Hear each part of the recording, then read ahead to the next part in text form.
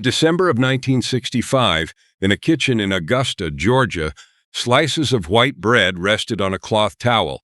Cheddar had been grated into shreds. A jar of red pimientos stood open. Steam from the stove fogged the window panes. 3 ounces of cream cheese cost about 10 cents, and a small jar of pimientos cost about 20 cents. On the table, a silver tray sat beside a wooden recipe box. The lined index card bore a penciled note, "Pimiento cheese sandwiches, Augusta, 1965. About 30 cents for a small tray." Beside it were a knife for trimming the bread crusts, wax paper, and a jar of green olives. The dishes about to appear begin with eggs, canned tuna, the ham left around the bone, and rolls chilled for many hours. There is smoked salmon that signals status, open-faced sandwiches topped with hot cheese sauce, and a cold red tomato aspic mold that captures an entire era. A small slice of bread, an old tray, and the household still found a way to celebrate the holiday season. If those aromas bring back familiar memories, subscribe to Old American Kitchen. The first card begins with dish number 25. White bread, soft cheese, and the first holiday, platters. Before tiered sandwich loaves, smoked salmon, or hot cheese sauce appeared, the Christmas table often began with white bread, a bowl of soft filling, and a knife wiped clean after every cut. These dishes appeared in church basements, office break rooms, family gatherings, and on winter mornings when guests stopped by unexpectedly. A full tray could serve many people, was easy to pick up, and kept the conversation around the table flowing without interruption. Dish number 25. Pimento cheese sandwiches. Flecks of red pepper sat within the orange cheese, standing out against the white bread like decorations in the snow. In 1965, in Augusta and Macon, Georgia, 3 ounces of cream cheese cost about 10 cents, while a small jar of pimentos cost between 19 and 25 cents.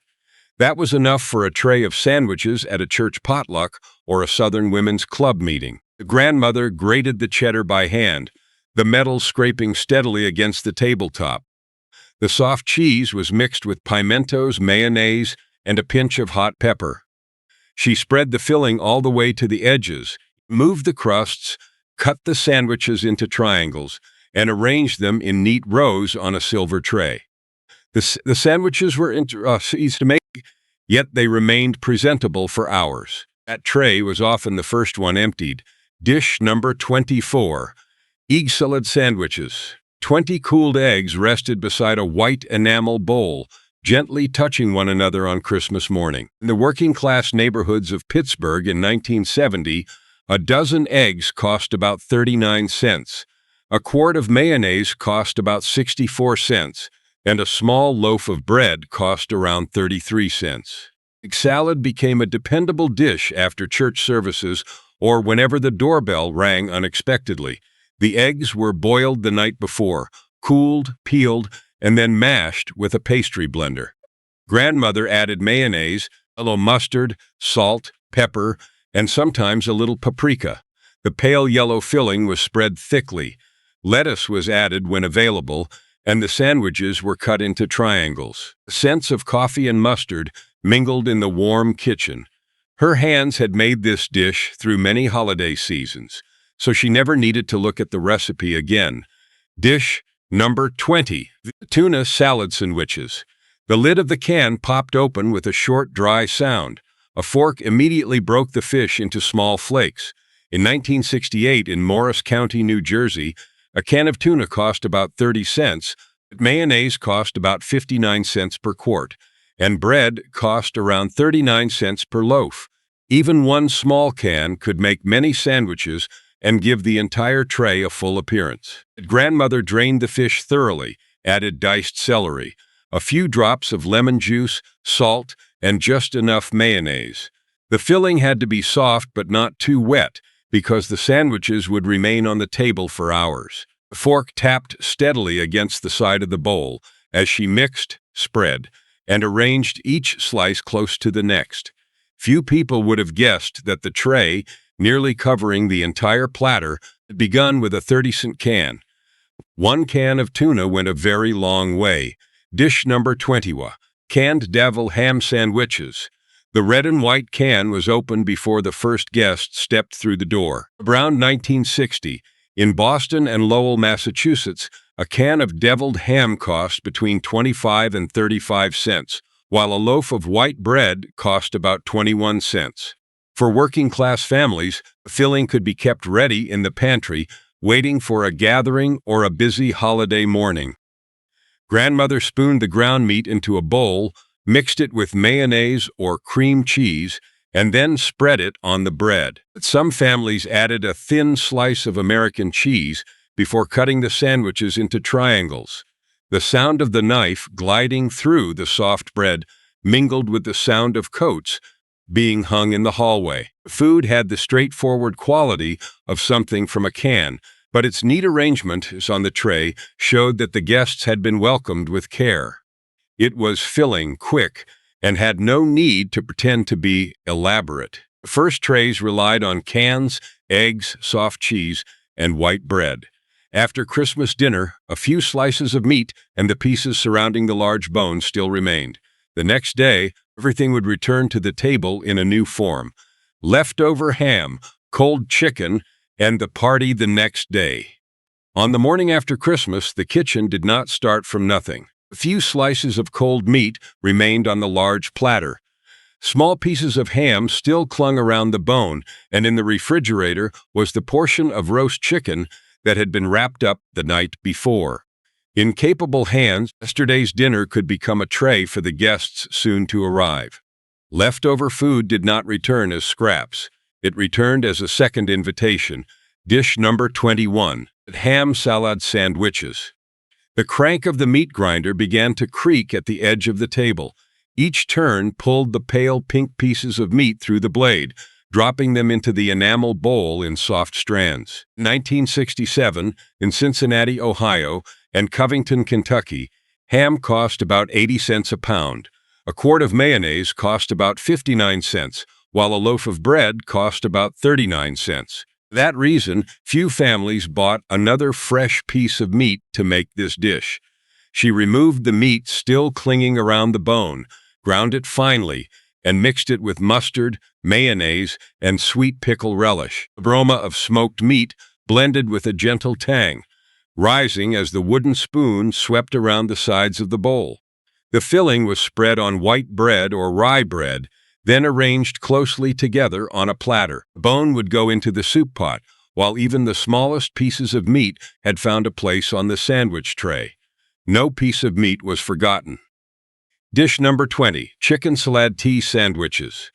In the church basement, the smell of cold chicken mingled with freshly chopped celery, drifting through the sound of folding chairs being opened and china plates lightly touching one another. In 1966, in Des Moines and Cedar Rapids, Iowa chicken cost about 27 cents a pound, while a loaf of white bread cost about 21 cents. The chicken from the previous night's dinner could return as an entire tray of small sandwiches for the next morning's gathering. She pulled the meat from the bones, while it still held a little warmth near the joints, chopped the celery into small pieces, and mixed everything with mayonnaise and salt. More prosperous households sometimes added green grapes or pecans, creating a light crunch within the soft filling. A bowl of salad was tightly covered, chilled overnight, and only then spread onto the bread. Each family kept its own way of making it. Some added hard-boiled eggs, some preferred the sweetness of grapes, while others firmly avoided pickle relish. The recipe lived more in memory than on paper. With just one taste, people could tell which kitchen the tray had come from. Every tray carried a memory. Dish number 19, the turkey and cranberry sandwiches. A thin layer of red sauce rested between the white turkey meat and the soft slice of bread, bringing the colors of the holiday season back to the plate. In 1969 in Long Island, New York, and Bergen County, New Jersey, turkey cost about 49 to 59 cents a pound. A can of cranberry sauce costs about 30 cents, enough to make many small sandwiches for an office party or a year-end family gathering. She spread a thin layer of butter to keep the bread soft, added cranberry sauce, arranged the cold turkey on top, and then placed a small lettuce leaf over it.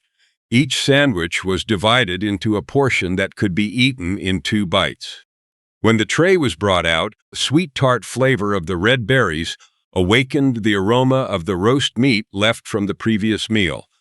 The sandwiches borrowed the memory of Thanksgiving to make the December table feel fuller.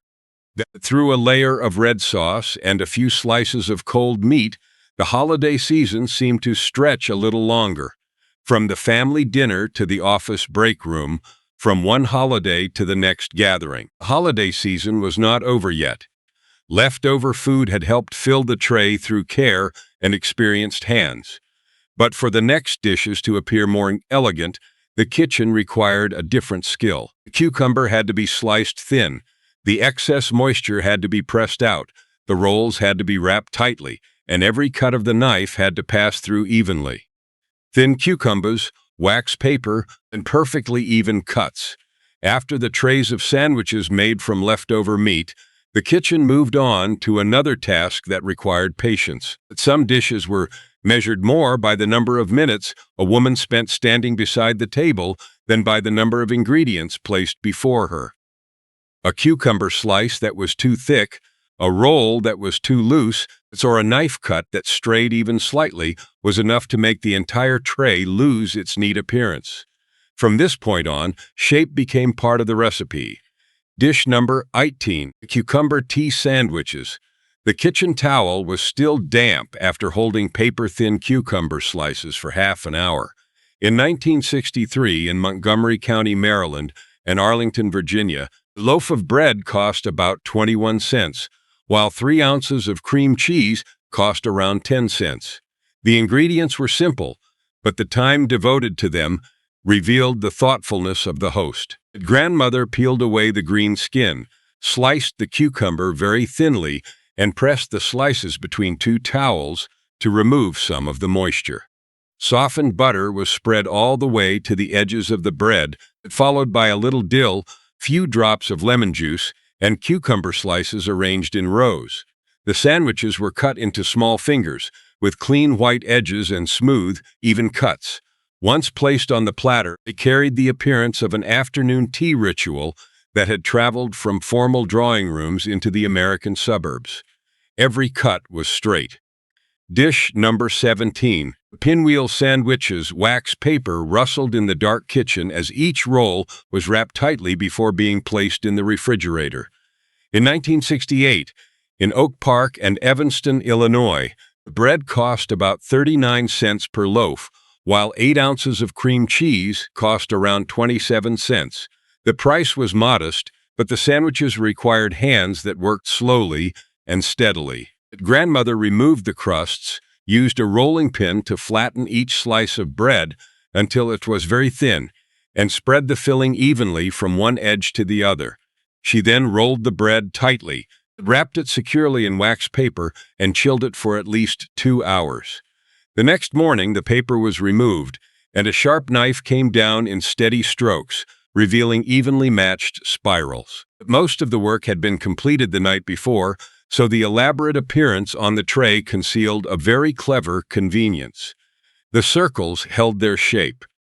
Dish number 16. Flared sandwich, loaf with cheese frosting.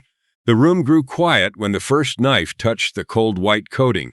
In 1965, in Minneapolis and St. Paul, Minnesota, canned ham cost about 75 cents per pound, tuna cost around 33 cents per can, and 3 ounces of cream cheese cost about 10 cents.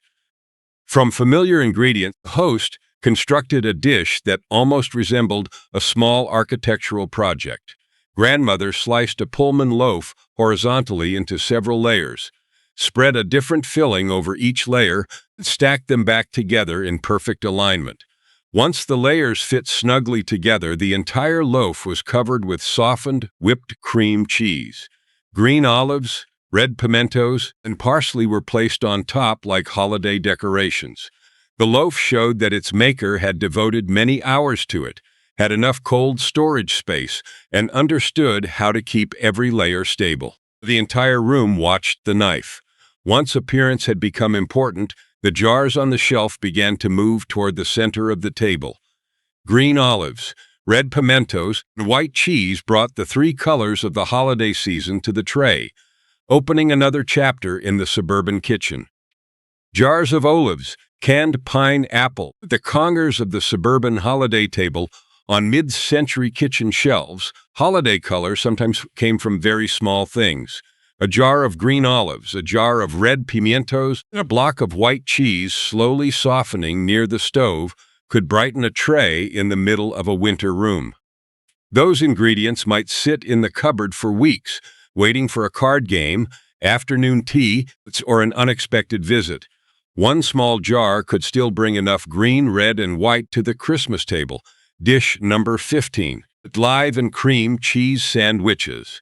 The saltiness of the olives met the cool richness of the cream cheese, leaving a sharper aftertaste than the soft sandwiches that had come before. In 1966, in St. Louis County, Missouri, 3 ounces of cream cheese cost about 10 cents, while a small jar of olives cost around 30 cents. For that amount, a host could make a plate of sandwiches large enough to place at the center of an adult's tea table. She opened the jar, let the brine drain completely through a small strainer, and then chopped the olives into tiny green pieces. The softened cheese was mixed with the olives, followed by a spoonful of brine to deepen the salty flavor. The filling was spread on white bread, cut into long fingers or small triangles, and arranged on the finest china plates in the cupboard. Young children often quietly chose something else, while the adults returned to that bold, salty flavor between sips of coffee and the sound of playing cards striking the tabletop. This was a dish for grown-ups. Dish number 14, green olive and pimiento sandwiches. The newly opened jar brought the sharp smell of brine into the kitchen. The scent drifted through the sound of conversation, cups being set on the table, and wrapping paper rustling softly in the living room. In 1968, in western Pennsylvania, a loaf of bread cost about 39 cents, a quart of mayonnaise cost about 59 cents, and a jar of olives cost around 30 cents. She drained the olives and chopped them almost into a paste, mixing them with mayonnaise or cream cheese before adding small pieces of red pimiento. The filling was spread thickly over white bread. She avoided adding lettuce because the moisture in the leaves could soften the bread before serving time. The sandwiches appeared in church basements and factory break rooms where aluminum trays passed through many hands. Their modest cost, bold flavor, and green and red colors naturally gave them the look of the holiday season. The jar created the holiday. Dish number 13, pimiento cheese and olive canapes. Specks of green olive rested among the orange cheddar and red pimientos, creating small patches of color against the dark bread. In 1969, in Charlotte, North Carolina, and Columbia, South Carolina, a quart of mayonnaise cost about 59 cents, while each jar of olives or pimientos cost around 30 cents. She grated the cheddar into shreds, letting it fall into a soft mound on the paper. She mixed the cheese with mayonnaise, pimientos, and chopped olives, then spooned the filling onto small pieces of rye bread or sturdy crackers. The canapes were arranged in a circle so that the orange, red, and green showed clearly beneath the living room lights. The dish still retained the southern roots of pimiento cheese, but its compact form belonged to urban cocktail parties. On the same tray, 2 kitchens met. Dish number 12. Cheese and pineapple sandwiches. The sweet fragrance of canned pineapple met the saltiness of cheddar, bringing a tropical note into the middle of winter. In 1964, in Orange County and Los Angeles County, California, cheddar cost about 60 to 70 cents a pound. A can of pineapple cost about 30 cents.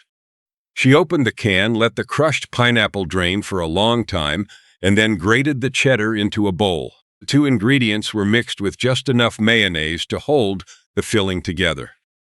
The mixture was then spread on round-cut bread or crackers, sometimes with a piece of red cherry placed in the center. Amid tiki decorations and dreams of Hawaii, the can of pineapple helped the suburban kitchen suggest the feeling of a distant place.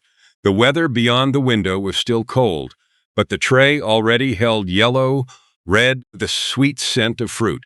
A dream emerged from the can. The jars and cans had made the party table more colorful. As American tastes began to broaden, slices of dark bread gradually appeared, bringing with them brown mustard, smoky flavors, and stronger aromas from the larger cities. Mustard, paprika, and Bader Flavor's white bread once filled most of the tray. But by the late 1960s, slices of dark bread, brown mustard, and smoky aromas began making their way into suburban living rooms. Tastes at the Christmas table also changed with the rhythm of urban life. Families that had once been accustomed to soft fillings and mild flavors gradually welcomed pepper, vinegar, smoked fish, and foods bearing traces of immigrant neighborhoods. Dish number 11, vealed egg salad sandwiches. The aroma of paprika and vinegar gave the familiar bowl of egg salad greater depth from the moment the first spoon touched it. In 1969, in Akron and Canton, Ohio, a dozen eggs cost about 39 cents. A quart of mayonnaise cost around 64 cents, and bacon cost nearly 97 cents per pound. Using ingredients already in the kitchen, grandmother could refresh an old dish while leaving the budget almost unchanged. The eggs were mashed until soft and mixed with more mustard than usual, along with a little vinegar, pickle relish, and paprika. Some families sprinkled crisp pieces of bacon into the bowl, creating small bursts of crunch within the smooth filling. Grandmother spread the mixture onto the bread and arranged the sandwiches in neat rows. The guests still recognized the familiar flavor, but the heat and acidity gave each bite a new rhythm. An old dish found a new beat. Dish number 10, beef sandwiches on brown mustard, caraway seeds, and corned beef made the kitchen smell like a New York deli. In 1971, on the Lower East Side of Manhattan, a loaf of rye bread cost about 33 cents. But Swiss cheese costs around 99 cents per pound, while corned beef costs $1.50 or more per pound. Grandmother sliced the meat just thick enough to preserve its tenderness and texture. The dealy mustard was spread directly onto the rye bread, after which the meat was piled high, pressed down gently, and cut diagonally with a long knife.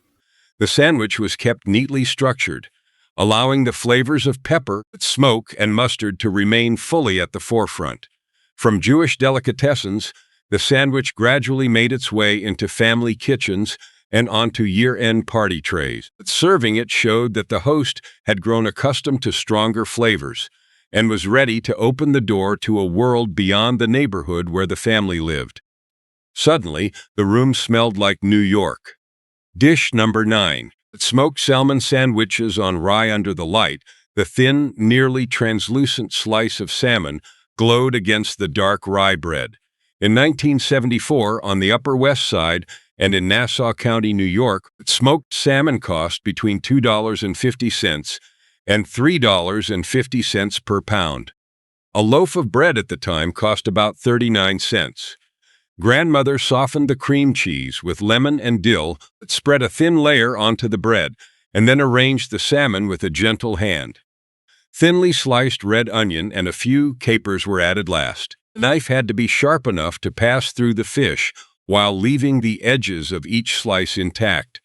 The sandwiches often appeared at late meals, gatherings where the boss was being entertained, or in affluent households. The cold, smoky aroma, the saltiness of the capers, and the pink color of the fish created a distinct sense of luxury. On a small slice of bread, the host conveyed a message about taste, status, and aspirations for a modern life. One slice of bread carried social standing. After the cold dishes carrying the flavors of the city, the table began to need something more substantial. Beef, shrimp, horseradish sauce, and open-faced sandwiches requiring a knife and fork were waiting in the next section. Chilled shrimp, roast beef, and sandwiches that were no longer small. By the early 1970s, sandwiches on the party table had begun to grow beyond the size of 2 bites. Some dishes required a china plate, a fork placed on the right, and a real seat at the table. Cold shrimp brought an air of elegance from distant coastlines. Roast beef offered something substantial, and hot cheese sauce turned bread into a complete meal. The boundaries between sandwich, appetizer, and main course gradually blurred in the chill of the freezer and the sound of the oven opening and closing. Dish number 8, shrimp salad sandwiches. The shrimp had to be kept very cold, mayonnaise had to be thick enough, and the tray could only be brought out when nearly all the guests had taken their seats around the table. In 1972, in Cleveland Heights, Ohio, and Grosse Pointe, Michigan, a pound of frozen shrimp cost about $1.30 to $1.60. A quart of mayonnaise cost about 64 cents at the time, enough to turn a small amount of seafood into a sandwich that looked suited to a special occasion. The night before, she placed the package of shrimp in the refrigerator to thaw slowly. The next morning, the shrimp were patted dry, roughly chopped, and mixed with crisp celery, lemon juice, and mayonnaise. The knife clicked as it moved through the celery stalks, while the scent of lemon made the filling seem brighter and lighter. She spread the mixture on white bread or small croissants, then returned the tray to the refrigerator until the very last minute. Thanks to frozen food, the flavors of the coast had reached suburban neighborhoods far inland. The host could still create a sense of luxury without placing whole large shrimp on the plate. The sea arrived through the freezer. Dish number 7, open-faced roast beef and horseradish sandwiches. The sharpness of the horseradish rushed into the nose before the slice of cold beef touched the tongue. In 1972, in Pittsburgh and Philadelphia, Pennsylvania, roast beef cost about $1.08 a pound, while a loaf of bread cost about 33 cents. This was a dish for late meetings, workers' clubs, or the hours after a long day that people needed something substantial enough to warm the stomach. She toasted the bread until the edges had just begun to firm, then mixed the horseradish with sour cream. The white sauce was spread generously over the bread, followed by 3 stacked layers of roast beef. Chives were scattered over the top, adding a sharp green aromatog, the rich scent of the meat. Some versions included Swiss cheese and were placed in the oven until the cheese softened. The bread kept its crust and was served in a large portion. Diners had to sit down, pick up a fork, and take their time with it. This was food for the hungry. Dish number 6, Kentucky-style, open-faced turkey sandwiches with cheese sauce bubbled around the edges of the bread as the tray was pulled from the oven. The smell of butter, milk, and hot bacon spread through the room, slowing the conversation near the dining table. In 1969, in Louisville, Kentucky, bacon cost nearly $1 a pound, cheese about $1 a pound, and bread around 30 cents. She placed turkey on a slice of toasted bread, covered the entire surface with Mornay sauce, then added tomato and 2 strips of bacon. The tray went into the oven until the sauce turned golden and the meat at the edges began to crisp. Once removed, the dish was cut and served immediately, while the sauce was still gently bubbling on the plate. From a hotel dish, the Kentucky hot brown gradually made its way into late meals and southern brunch tables. Bread had now become the foundation for meat, sauce, and the heat of an entire meal.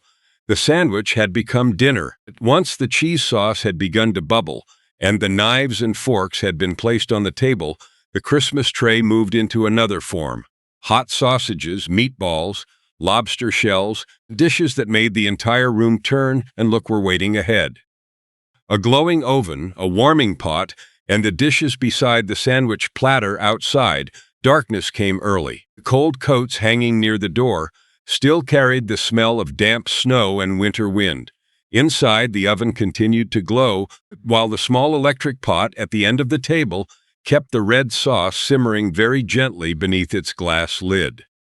After the cold sandwiches and the plates that required knives and forks, warmth began to spread across the Christmas table. The hot trays kept the food warm and kept the guests there for another hour. Dish number 5, bacon-wrapped cocktail sausages. The bacon crackled around the small sausages, carrying a sweet and salty aroma from the kitchen into the living room. In 1975, in Milwaukee, Wisconsin, and St. Paul, Minnesota, a pound of bacon cost about $1.29.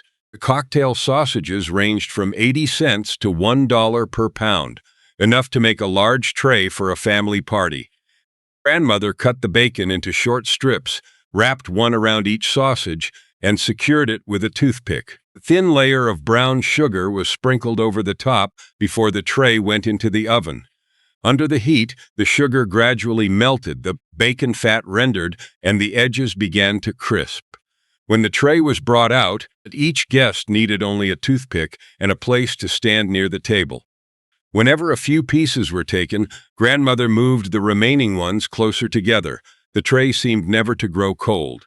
Dish number 4. Lobster thermidor with creamy cheese sauce. The aroma of wine and hot cheese rose from the lobster shell, filling the room with a fragrance that made everyone slow down for a few seconds. In 1964, in Boston and Manhattan, lobster cost about $1.25 to $1.75 per pound. For many families, this was a dish reserved for hotels, supper clubs, or a rare occasion planned well in advance. Grandmother removed the lobster meat from the shell, cut it into pieces, and mixed it with bechamel sauce, wine, and cheese. The mixture was returned to the clean shell, topped with another layer of cheese, and placed in the oven. The dish was brought to the table only when the top had turned golden, the sauce was bubbling gently around the edges, and the aroma of butter had risen. The thermidor represented the height of mid-century entertaining, when the influence of French cuisine was closely associated with formality and status. No one made this dish for an ordinary evening. It was reserved for a singular occasion, a special guest, or a Christmas season meant to be remembered for a very long time. Dish number 3. Cocktail meatballs in grape jelly sauce. The small electric pot sat quietly in the corner of the table, keeping the red sauce at a gentle simmer beneath a glass lid clouded with steam. In 1967, in Spokane, Washington, ground beef cost about 59 cents per pound. A jar of grape jelly costs around 29 cents, while ketchup could cost about 20 cents. From familiar ingredients, Grandmother created a dish that was sweet, tangy, and hot enough to last throughout the evening. The meat was seasoned, shaped into small balls, and cooked in advance. Grandmother then added them to a mixture of grape jelly and ketchup, stirring slowly until the glossy sauce coated each meatball evenly. The electric pot was kept on low heat so the dish would always be ready, whether the guests arrived early or late. This was a dish of the age of processed foods, small electric appliances, and recipes that could be prepared ahead of time. The host left the kitchen, carried coffee into the living room, joined the conversation while the pot of meatballs continued doing its work. The pot kept the conversation going. After the heat of the oven and the electric pot, the list returned to a colder world. Gelatin, metal molds, and translucent red colors waited at the far end of the table. The final 2 dishes carried the shape of an entire era. Copper molds, gelatin, the final dishes of a vanished era. After the heat of the oven and the electric pot, the party table entered a colder stillness. Vegetables, eggs, olives, and meat rested motionless inside clear gelatin as though the kitchen itself had been preserved within a mold. At the end of the list, flavor gave way to form. Neatness and the ability to keep every ingredient in its proper place became signs of a skillful host. Dish number 2, savory aspic mold. The mold trembled slightly when it was set on the table, causing the slices of egg and olives inside to shift gently beneath the light. In 1962, in Minneapolis, Minnesota, a packet of gelatin cost about 7 cents, while a quart of mayonnaise cost around 59 cents. At Lutheran church gatherings and women's club meetings from 1958 to 1966, aspic once carried an air of modernity and formality. She dissolved the gelatin in hot broth, waited until it had completely melted, and then arranged carrots, eggs, olives, meat, or seafood in the mold. The clear liquid was poured slowly so that each layer remained in place. After many hours in the refrigerator, the mold was dipped briefly into warm water and then inverted onto a plate. A soft sigh often followed the moment when the gelatin released from the sides of the mold while preserving its outline. With aspic, hospitality revealed itself through order. Everything had to remain in its proper place. Dish number 1. Tomato aspic. The clear red tomato gelatin embraced celery and olives, forming a bright, cold shape on a white plate. In 1963, in Birmingham and Montgomery, Alabama, a large can of tomato juice cost about 25 cents, while a packet of gelatin cost around 7 cents. This dish often appeared at church luncheons and women's club meetings from 1958 to 1965. She heated part of the tomato juice, dissolved the gelatin in it, added the seasonings, then mixed it with the remaining juice. Celery, olives, or a few small shrimp were placed in the bottom of the mold before the tomato mixture was poured in. The refrigerator door closed. The dish remained still for many hours until its surface was firm enough to reflect the light. Tomato aspic stood in the final position because its appearance captured an entire era. Copper molds, new refrigerators, colorful homemaking magazines, and carefully arranged party tables all appeared within that shade of red. At the sight of it, people immediately recognized the years that had created the dish. An entire era rested inside the mold. When the tomato aspic card was set down, the list had become more than 25 dishes. It brought back a brightly lit living room, a tray prepared early, an oven that was still warm, and a kitchen that had spent the entire day preparing for a few hours of guests. 25 dishes have passed through American kitchens, from pimento cheese sandwiches in Georgia, egg salad in Pittsburgh, and canned tuna in New Jersey to pinwheel sandwiches wrapped in wax paper in Illinois. There were green olives in a Pennsylvania church basement, canned pineapple in the middle of a California winter, corned beef on rye in New York, bubbling cheese sauce in Louisville, and a hot pot of meatballs in Spokane. At the end of the journey stood Alabama's cold, red tomato aspic mold. Each dish began with an ordinary ingredient, but they all arrived at the same place, a table with guests gathered around it. The tomato aspic card was placed back inside the recipe box. A faint red stain remained on one corner of the paper, and the penciled date, 1963, had faded. The lid of the box lowered, leaving a narrow gap. Outside the window, darkness had fallen. The final tray had been cleared away, but the aromas of baked bread, cheese, bacon, and coffee still lingered in the kitchen. If your family once had a dish like one of these, leave its name below. Subscribe to Old American Kitchen so we can open more old recipe cards together. One small slice of bread, it's one old tray, and the house still found a way to have Christmas.